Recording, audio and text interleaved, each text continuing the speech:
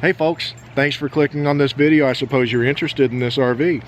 Anyway, we're not salesmen. We're not associated with the manufacturer or any brands. We're not sponsored by anybody. We're just regular consumers taking a stroll through an RV. Hopefully this gives you a better idea of what the RV looks like. What our thoughts are that mean nothing. Yeah, mean absolutely nothing. We're high on TV placement, low on carpet, and plastic windows don't belong.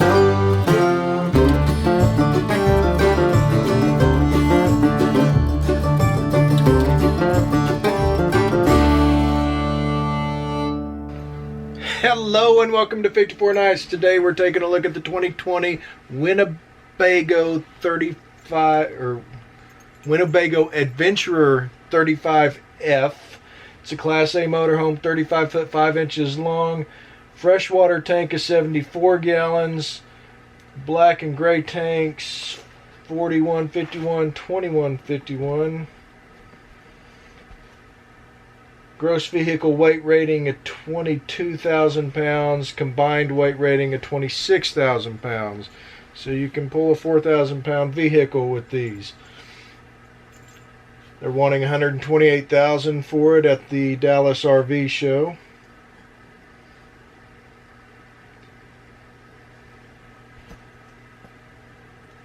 Got the booth dinette and the L-shaped sofa. Some fuses there at the entry. Also has that fold-up counter extension. We have one on our coach and we use it occasionally. We did have to re-secure it though. Yeah, that one looks like it may be on there better.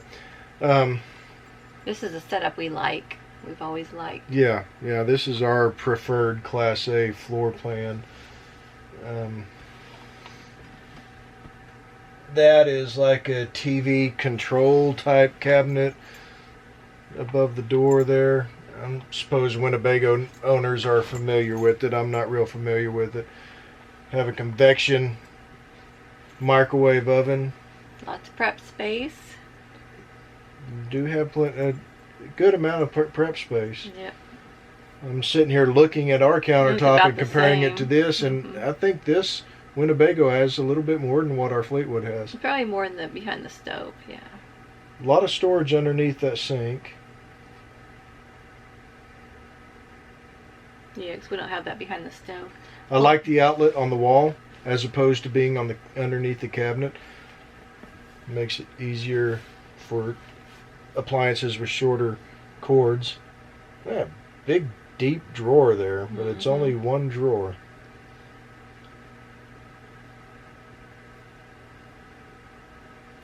I kind of like the stovetops, those suburban stovetops with the tops that don't detach. Store, yeah. I mean, we've never dealt with them, so we don't know, but it seems like it would be great. Yeah. A lot of the setup like ours, even with the storage pantry back behind the driver's chair. That is too much like a pop-up camper. There's no drawer storage there. You've got to pull that seat up to get underneath, which just makes it inconvenient. And they have outlet there next to the seat, which is kind of a weird place, strange spot, but it's an outlet. I'll take it. I don't know what's worse, hanging down from the ceiling.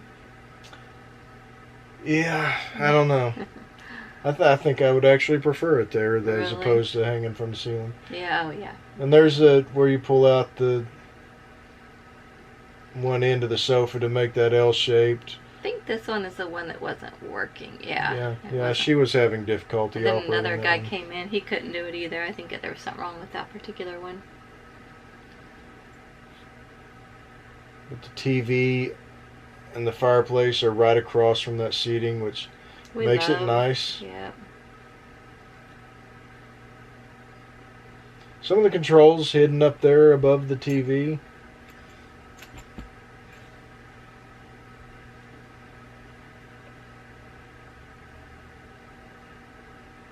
I think I like it up there. Mm-hmm. Well, our space up there is kind of worthless anyway. You can't really put anything in there. Yeah, there's not much for storage available there. What's underneath that TV there? Looks like that can open. We didn't look at that. Yeah, and it folds down. I believe there's a couple of cables that hold that door where it folds down flat. So you could probably put like a gaming console sitting on there. Okay. Tiny bit of room to set stuff around the sink. Yeah, but this is the half bath, so.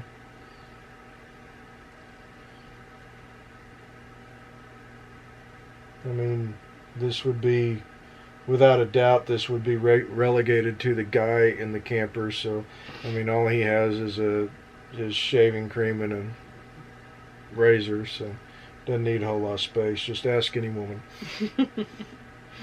It's your typical master bed layout in a Class A rig. Got windows on either side and outlets there. Pretty deep storage, really.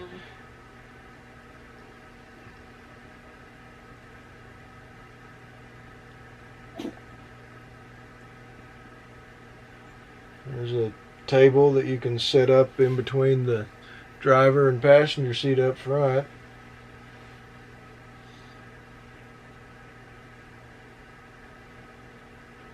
Deep drawer there.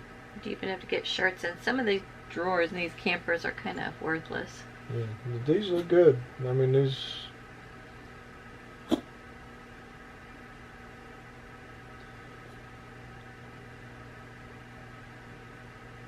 Hey, there's a washer-dryer combo hidden in that cabinet.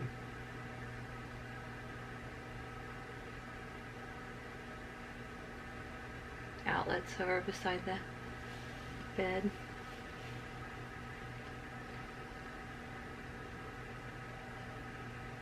Look, there's another bed. That's the mirror, honey. Towel holder. Yes, a towel rack for your towels. for not being on the door. It's kind of cool. Kind of hard to reach for it, though, I guess, when you're wet. Yeah. Oh, yeah. Step out. And that is a good point. Terry's about 5'8", 5'9", so that kind of gives you a perspective on how tall that shower is. It's a decent sized shower. Got a lot of counter space back here, so this is likely for the woman in the family. Works for me. I'm not going to argue with you. Both bathrooms had a window in them, too.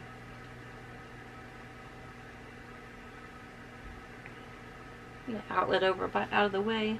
And a little sprayer to clean up the little bidet. Toilet. It's not a bidet. You know, on a camping forum I was on, people do use it for a bidet. I meant to show you that. See, there's the guy trying to do it too. It's not working. We have one like that, and so I should have been able to get it to work. Just not working. I like the camper in front of it with the back window.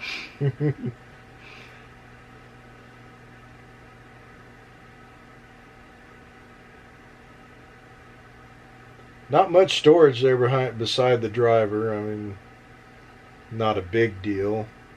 I've got a pocket on mine that I use, but I like how that screen is tilted towards the driver. And you got your dog window. We'll flip out tabletop there for the passenger.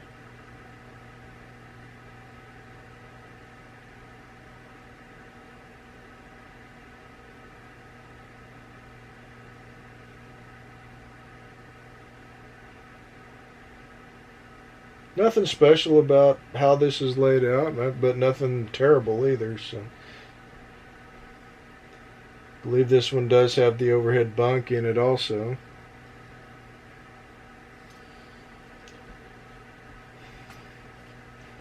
TV and stereo. Yeah. Well, pass-through storage there. I don't know how I feel about that type of basement storage on a Class A motorhome. I don't have experience with that. I mean, we had it on one of our older campers. It just... What do you mean that type? Well, instead of the bay doors that go all the way, where it's more like a C kind of storage there. This is more something you would see in a Class Okay. C. So Yeah. instead of the full doors that stretch all the way to the bottom of the body line, generator is obviously put there before they put the sides of the camper up. Because if you need to change out the generator, you might need to do some cutting. But that is the Winnebago Adventurer 35F. I like the floor plan on it. What I don't like about it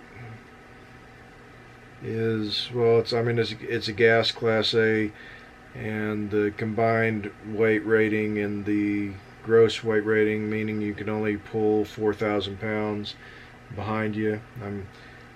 Most salesmen will try to sell you on the 5,000 pound.